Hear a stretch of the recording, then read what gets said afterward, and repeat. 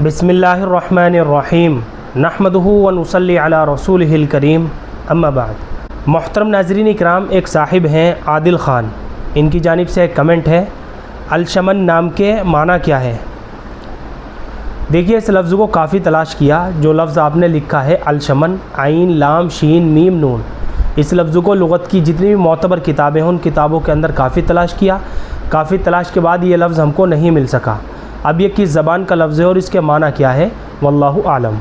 लेकिन इस तरह के नाम हमें अपने बच्चों के बिला तहकीक नहीं रखने चाहिए। यानी जिस लफ्ज़ के बारे में हमें ये इल्म ना हो कि ये किस ज़बान का लफ्ज़ है और इसके माना क्या है, ऐसे नाम हमें अपने बच्चों के नहीं रखने चाहिए। तो अलशमन जो लफ्ज़ है ये एक मोहम्मद लफ्ज़ है। अलबत्ता इसी से मिलता जुलता एक लफ्ज़ आता है अशमल। अशमल अलिफ़ के तलफ़ुज़ के साथ और अशमल आइन के तलफ़ुज़ के साथ, अलिफ़ शीन मीम लाम अशमल।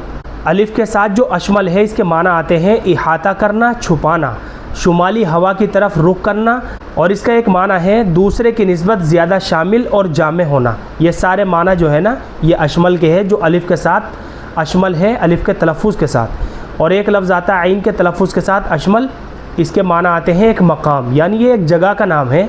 इस तलफ़ुज़ के साथ ये नाम बच्चे का हम नहीं रख सकते।